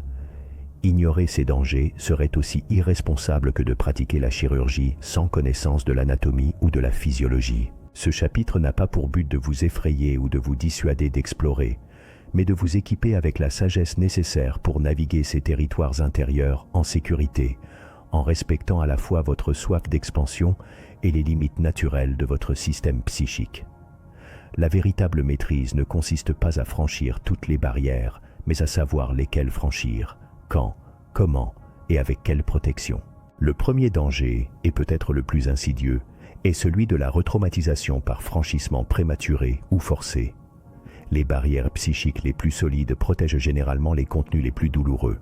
Trauma, blessures narcissiques profondes, honte existentielle. Ces barrières ne sont pas des caprices de l'inconscient, elles sont des structures de survie psychique. Les traverser sans préparation adéquate, sans ressources internes suffisantes ou sans avoir établi au préalable un sentiment solide de sécurité intérieure, c'est risquer de se retrouver submergé par des contenus émotionnels que la psyché n'est pas prête à intégrer. La retraumatisation ne signifie pas nécessairement revivre exactement l'événement originel. Elle peut prendre la forme d'une inondation émotionnelle qui dépasse les capacités de régulation du système nerveux, déclenchant des épisodes d'anxiété paralysante, de dépression soudaine ou de dissociation. Dans les cas extrêmes, un franchissement brutal peut déstabiliser l'organisation même de la personnalité, particulièrement chez les personnes dont la structure psychique est déjà fragile ou dont l'histoire est marquée par des traumas complexes. Le signe d'un franchissement prématuré est souvent un rêve où la traversée se transforme en cauchemar incontrôlable, où le tunnel ne débouche sur rien ou sur un abîme, où la porte ouverte révèle un vide terrifiant plutôt qu'un espace transformé. Le danger de la désintégration psychique temporaire est une menace réelle pour ceux qui franchissent plusieurs barrières significatives en peu de temps ou sans intégration adéquate entre chaque franchissement. Notre identité, notre sentiment de continuité personnelle repose en grande partie sur la cohérence des barrières psychiques qui délimitent ce que nous considérons comme moi et non moi. Lorsque trop de ces frontières intérieures sont traversées simultanément ou successivement, le sentiment du moi peut devenir fluide à l'excès, instable, insaisissable. Cette expérience, parfois appelée crise de dépersonnalisation ou dissolution de l'ego, peut être terrifiante si elle n'est pas attendue ou comprise. La personne peut se sentir détachée d'elle-même, de son corps, de ses émotions, comme si elle observait sa vie de très loin. Bien que certaines traditions spirituelles recherchent délibérément cet état comme passage vers des réalités transcendantes, lorsqu'il survient involontairement et sans cadre conceptuel pour le comprendre, il peut générer une angoisse existentielle profonde. Les signes avant-coureurs incluent des sentiments croissants d'irréalité, des difficultés à se concentrer sur les tâches quotidiennes, une confusion inhabituelle concernant ses préférences ou ses valeurs, et des rêves chaotiques sans structure narrative claire. Le risque de la confusion entre contenu psychique et réalité externe représente un piège subtil mais significatif. Lorsque nous franchissons des barrières et accédons à des couches profondes de l'inconscient, nous rencontrons souvent des symboles, des archétypes et même des entités qui semblent posséder une réalité autonome. Dans l'état de rêve ou dans des états méditatifs profonds, ces rencontres peuvent être extrêmement convaincantes. Le danger n'est pas dans l'expérience elle-même, mais dans l'interprétation qu'on en fait au réveil. Attribuer une réalité objective et indépendante à des contenus qui sont en fait des projections de l'inconscient peut conduire à des distorsions de la perception de la réalité, à des croyances délirantes ou à une dépendance à des guidances qui ne sont en fait que des parties de soi-même déguisées. Ce risque est particulièrement présent chez les personnes très suggestibles, isolées socialement ou en quête de certitude absolue dans un monde incertain. La protection contre ce danger réside dans le maintien d'un ancrage solide dans la réalité consensuelle, dans le dialogue avec d'autres explorateurs consciencieux et dans l'adoption d'une attitude de croyance suspendue qui honore la puissance de l'expérience sans pour autant la littéraliser naïvement. Le danger de l'épuisement énergétique et neuronal est une préoccupation plus physiologique, mais tout aussi réelle. Le processus de franchissement par effet tunnel n'est pas gratuit sur le plan énergétique. Il implique une réorganisation neuronale active, une plasticité synaptique qui consomme des ressources métaboliques significatives. De plus, l'intégration des contenus précédemment isolés nécessite un travail psychique considérable. Franchir trop de barrières en trop peu de temps ou tenter des franchissements particulièrement ambitieux sans préparation physique adéquate peut épuiser les réserves d'énergie du système nerveux, se manifestant par une fatigue chronique inexplicable, des troubles du sommeil paradoxal, trop ou pas assez de rêves, des difficultés de concentration ou une susceptibilité accrue aux maladies. Le cerveau a besoin de temps pour consolider les nouvelles connexions, pour digérer les nouvelles informations psychiques. Ignorer ce besoin de consolidation, c'est comme vouloir construire un bâtiment sans laisser le temps au ciment de sécher entre chaque étage. Les signes d'épuisement neuronal incluent des rêves fragmentés et incohérents, des réveils fréquents pendant la nuit, une sensation de surchauffe mentale même au repos et une diminution notable de la résistance au stress quotidien. Le piège de la fascination narcissique pour le franchissement constitue un danger d'ordre plus psychologique, mais non moins limitant. Pour certaines personnes, l'expérience de franchir des barrières intérieures peut devenir une source de gratification narcissique, une preuve de supériorité spirituelle ou psychologique. Cette fascination peut conduire à une course au franchissement de plus en plus spectaculaire, détournant l'attention du travail d'intégration nécessaire dans la vie quotidienne. La personne peut commencer à se considérer comme au-dessus des préoccupations terrestres, à mépriser ceux qui ne partagent pas ses expériences, ou à construire une identité basée exclusivement sur ses explorations intérieures. Ce détournement narcissique vide le processus de franchissement de sa substance transformative réelle, le transformant en performance spirituelle vide plutôt qu'en chemin d'humilité et d'intégration. Les protections contre ce piège incluent le maintien d'engagements terrestres significatifs, travail, relations, responsabilité, la pratique régulière de l'humilité et du service, et le dialogue avec des guides ou des pairs capables de refléter les dérives égotiques. Le danger de la réactivation de pathologies psychiatriques latentes est une considération médicale sérieuse. Pour les personnes ayant des vulnérabilités génétiques ou développementales à certaines conditions psychiatriques, psychose, troubles bipolaires, troubles dissociatifs, les pratiques de franchissement intensif peuvent parfois servir de déclencheur. La perturbation des frontières psychiques, l'accès à des couches profondes de l'inconscient et les expériences de non-dualité ou de dissolution de l'ego peuvent précipiter un premier épisode psychotique chez ceux qui y sont prédisposés ou exacerber des conditions existantes. Ce risque n'est pas une raison pour interdire ces explorations à tous, mais une raison impérative d'autoconnaissance préalable et de consultation professionnelle en cas de doute. Les antécédents familiaux de psychose, les expériences antérieures de dissociation sévère ou la présence de symptômes prodromiques, idées de référence, perceptions inhabituelles, isolement social croissant, doivent être pris très au sérieux. Dans ces cas, l'exploration doit être entreprise avec une extrême prudence, idéalement avec l'accompagnement d'un professionnel de santé mentale, ouvert aux dimensions transpersonnelles, mais conscient des risques cliniques. Le risque de l'isolement social et de l'incompréhension relationnelle est un danger plus subtil, mais profondément impactant. Les expériences de franchissement transforment la personne de l'intérieur, changent sa perspective, modifient ses priorités et ses valeurs. Ces transformations peuvent créer un fossé croissant avec l'entourage qui ne partage pas ces expériences. La personne peut se sentir incomprise, isolée, coupée des références communes qui fondent l'intimité et la connexion sociale.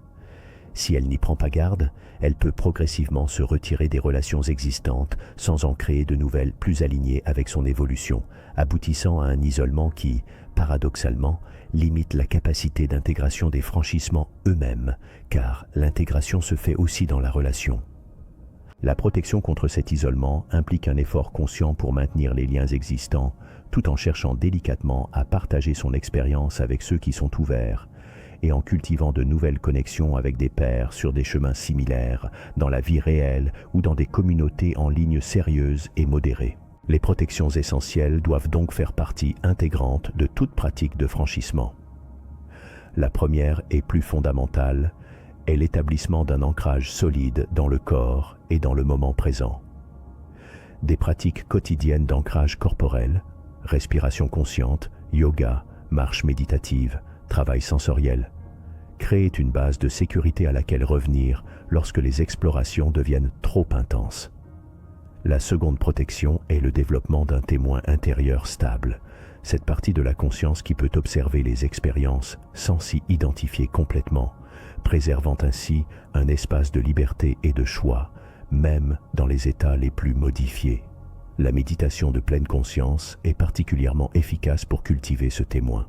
La troisième protection est la pratique de l'hygiène énergétique, des rituels simples de purification de l'espace de sommeil, de coupure des liens psychiques indésirables et de recharge énergétique par la nature ou les pratiques contemplatives.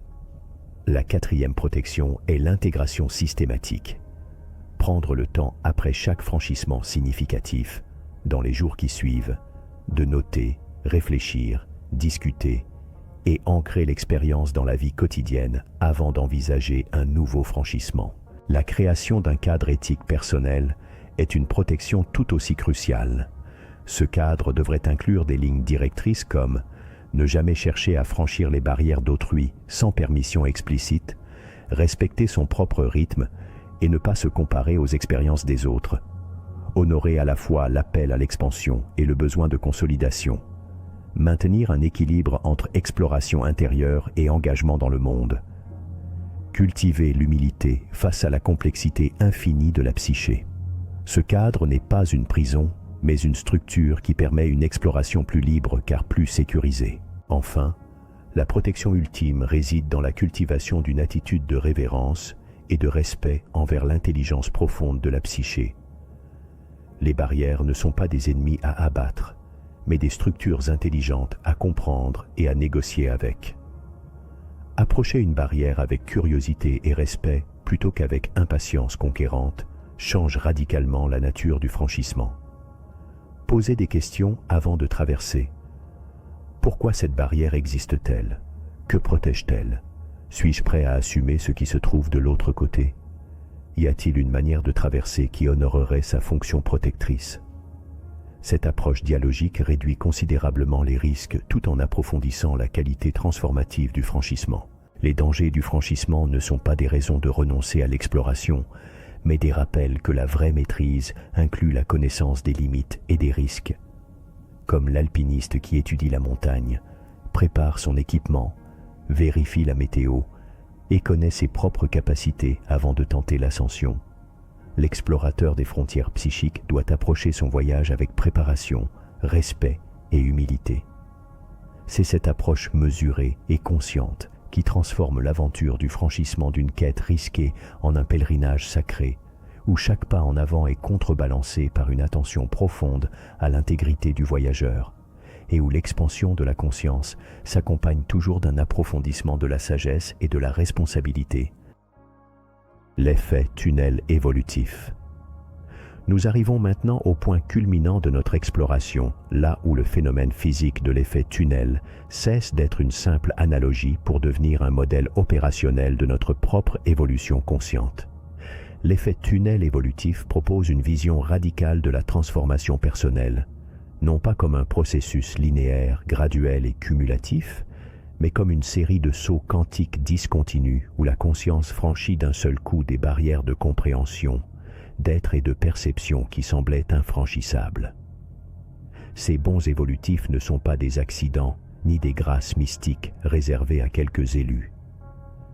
Ils sont la manifestation, à l'échelle de la psyché humaine, du même principe fondamental qui permet à une particule de traverser instantanément une barrière d'énergie qu'elle ne devrait pas pouvoir franchir. Comprendre ce mécanisme, c'est acquérir la clé pour transformer délibérément sa conscience par bond quantique, accélérant ainsi son évolution d'une manière qui défie les modèles traditionnels de croissance personnelle. La physique quantique nous enseigne que l'effet tunnel est possible parce que, à l'échelle fondamentale, Les particules ne sont pas des billes solides se déplaçant sur des trajectoires déterminées, mais des paquets d'ondes de probabilité. Leur nature ondulatoire leur permet de fuir à travers des barrières, apparaissant de l'autre côté comme par un saut discontinu. Ce saut est si radical que certains physiciens considèrent qu'il ne s'agit même pas du même objet qui traverse, mais d'un saut de propriété d'une particule virtuelle à une autre. Transposé à l'évolution de la conscience, ce principe suggère que nos transformations les plus profondes ne surviennent pas par l'accumulation lente de connaissances ou d'expériences, mais par un réarrangement soudain de la fonction d'onde de notre être psychique. Nous ne devenons pas progressivement une nouvelle personne, nous sautons dans un nouvel état de conscience, comme l'électron qui apparaît soudain de l'autre côté de la barrière sans avoir parcouru l'espace intermédiaire. Le mécanisme de l'effet tunnel évolutif opère lorsque trois conditions sont réunies, analogues aux paramètres qui régissent la probabilité de tunnel en physique. Premièrement, il faut une barrière psychique identifiée mais non résolue, un pattern limitant, une croyance cristallisée, une peur existentielle, un plafond de perception. Cette barrière correspond au puits de potentiel quantique. Deuxièmement, il faut une accumulation d'énergie psychique, une insatisfaction croissante, une question insistante, un désir profond, une pratique méditative soutenue. Cette énergie ne sert pas à franchir la barrière par la force, ce qui est impossible, mais à maintenir une pression psychique contre elle. Troisièmement, il faut un affaiblissement momentané des défenses du moi conscient, souvent obtenu pendant le sommeil, dans des états méditatifs profonds ou lors d'expériences limites. Cet affaiblissement correspond à l'amincissement de la barrière quantique qui rend le tunnel statistiquement plus probable. Lorsque ces trois conditions convergent, la probabilité d'un bond évolutif augmente exponentiellement. La conscience, au lieu de tourner en rond contre la barrière, la traverse soudainement et émerge transformée de l'autre côté. La nature discontinue et non linéaire de ces bonds est essentielle à comprendre. Contrairement au développement progressif des compétences ou des connaissances, l'effet tunnel évolutif produit des changements qualitatifs soudains. Une compréhension philosophique ou spirituelle qui semblait abstraite et intellectuelle devient soudain une expérience vécue, incarnée, évidente. Une limitation émotionnelle qui résistait à des années de thérapie se dissout en un instant de clairvoyance. Un talent créatif, ignoré, émerge pleinement formé, comme s'il avait toujours été là, attendant seulement que la barrière de l'autocensure soit traversée. Ces sauts rappellent la découverte fulgurante de l'équation de Schrödinger, née non d'un travail méthodique, mais d'un épisode érotique fulgurant qui a permis une réorganisation soudaine de la pensée du physicien. De même, nos bonds évolutifs surviennent souvent lorsque le moi rationnel et contrôlant cède temporairement le pas à des états de conscience plus fluides, plus réceptifs, plus intuitifs. L'échelle de temps de ces transformations est également révélatrice. En physique quantique, la durée de traversée tunnel est un sujet de débat, avec des indications qu'elle pourrait être quasi instantanée, voire donner l'illusion d'une vitesse supraluminique, effet Hartmann. De même, les bonds évolutifs de la conscience semblent souvent instantanés dans leur occurrence, même si leur intégration complète peut prendre du temps. Le moment du franchissement lui-même est un point de singularité psychique, un avant et un après, clairement distincts, séparés par un saut qui semble défier la continuité temporelle. Cette instantanéité explique pourquoi tant de traditions spirituelles parlent d'éveil, d'illumination ou de révélation soudaine. Il ne s'agit pas de métaphores poétiques, mais de descriptions précises de l'effet de tunnel appliqué à la conscience. Le contenu de ce qui est révélé de l'autre côté de la barrière correspond souvent à ce qu'on pourrait appeler des états de cohérence psychique supérieure. En physique, les phénomènes quantiques comme la supraconductivité ou la superfluidité émergent lorsque des systèmes atteignent un haut degré d'ordre, de connexion et de cohérence, leur permettant de se comporter comme un tout unifié plutôt qu'une collection de particules indépendantes. L'effet tunnel évolutif permet d'accéder à des états analogues dans la psyché, des états où les contradictions internes se résolvent, où les dualités, corps, esprit, soi, autre, passé, futur, s'atténuent, où la perception devient plus holistique et moins fragmentée. Ces états ne sont pas de simples sentiments de bien-être, ce sont des réorganisations fondamentales de la manière dont l'information est traitée et dont l'expérience est structurée. Ils correspondent à ce que certaines traditions appellent des expansions de conscience, où le champ de la perception et de l'identification s'élargit soudainement au-delà de ses limites habituelles. Le rôle du corps dans ces bonds évolutifs est crucial et souvent négligé. La transformation ne se limite pas à l'esprit. Elle implique une réorganisation au niveau cellulaire et énergétique. Certains enseignements spirituels contemporains évoquent un saut quantique qui nécessite que le corps physique rattrape ce que la conscience a déjà expérimenté, intégrant de nouvelles énergies au niveau cellulaire. Cette vision rejoint l'idée que l'effet tunnel psychique n'est pas une abstraction, mais un processus psychocorporel global. La barrière à franchir n'est pas seulement cognitive ou émotionnelle, elle est aussi somatique, inscrite dans les patterns de tension, les habitudes posturales, les réponses neurovégétatives. Le franchissement réussi se manifeste donc souvent par des changements corporels perceptibles, une sensation de légèreté, une respiration plus libre, une disparition de douleurs chroniques ou un influx nouveau d'énergie vitale. Le corps devient littéralement le réceptacle et l'expression de la nouvelle cohérence psychique émergente. Cultiver délibérément ces bons évolutifs nécessite une pratique spécifique que nous pourrions appeler l'intention tunnel. Il ne s'agit pas de vouloir changer avec effort, ce qui renforce souvent la barrière, mais de maintenir une intention claire et détachée, tout en créant les conditions qui favorisent le tunnel. Cette pratique combine plusieurs éléments. Une clarification précise de la barrière à franchir, sous forme symbolique ou verbale, une accumulation régulière d'énergie psychique par des pratiques qui chargent l'intention, méditation, journaling, travail avec les rêves, et une cultivation d'états de conscience réceptifs où le moi conscient s'efface temporairement, comme dans la phase hypnagogique avant le sommeil ou dans des méditations profondes. L'analogie quantique est ici parfaite. On ne force pas le franchissement, on maximise la probabilité qu'il se produise en ajustant les paramètres du système, l'épaisseur de la barrière, l'énergie disponible, la cohérence de l'intention. L'intégration post-bond est une phase aussi importante que le franchissement lui-même. Après un bond évolutif, la conscience se retrouve dans un nouveau paysage psychique dont elle doit apprendre les règles. Cette phase correspond à ce qu'on appelle parfois la cristallisation de la transformation. Elle implique souvent un travail de mise en cohérence, aligner les pensées, les émotions, les actions et les relations avec la nouvelle réalité intérieure découverte. Sans cette intégration, le bond peut rester une expérience isolée, un pic de conscience non ancré qui finit par s'estomper. Avec une intégration consciente, il devient une nouvelle base stable à partir de laquelle de nouveaux bonds deviennent possibles, créant ainsi une spirale évolutive où chaque franchissement prépare et facilite le suivant. Les implications ultimes de l'effet tunnel évolutif concernent la nature même de la réalité et de notre participation à sa création.